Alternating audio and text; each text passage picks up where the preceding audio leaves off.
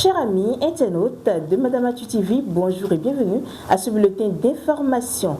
Le tribunal d'Abomey-Calavi a examiné ce mercredi des affaires opposant un chef d'entreprise à son employé.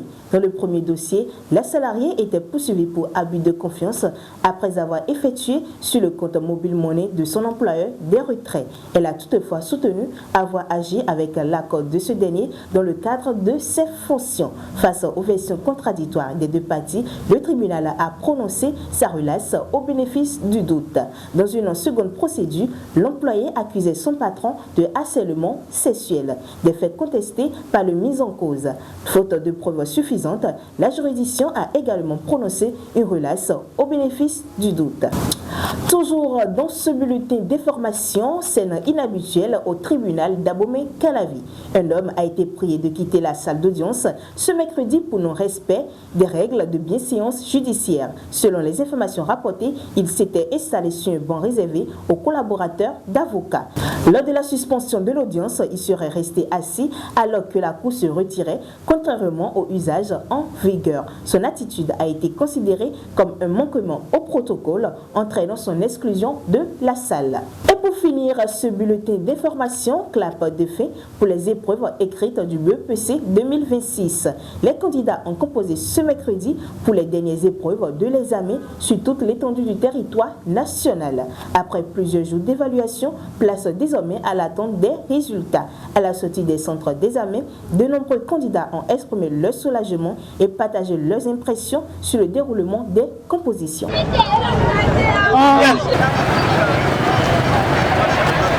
Moi, c'est Boni Diane, candidat au BPC 2026.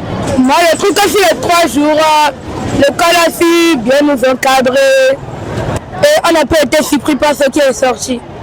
Je m'appelle René Larissa, je suis en classe de 3e au cours de soutien scolaire. Dans l'ensemble, les épreuves étaient à notre portée, on a su les affronter, ils nous ont donné tout ce qu'on a appris en classe, rien de nouveau et c'était abordable. Mis à part l'épreuve de maths qui a eu son lot de problèmes, mais bon, on a quand même réussi à les surmonter, à les traiter.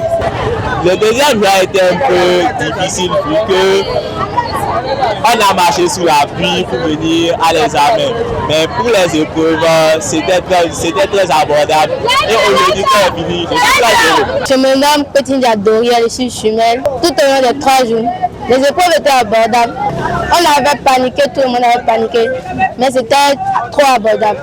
Je me sens soulagée. Enfin, les jours de repos qui ont été violés par l'école seront rendus.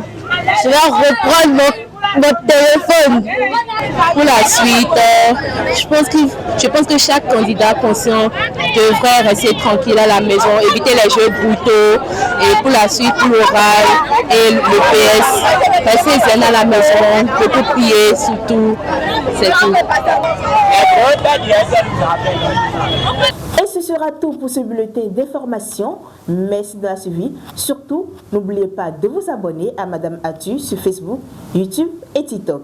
Et pour ne rien rater, suivez-nous sur www.madameatu.bg. Merci de la suivi et à très bientôt.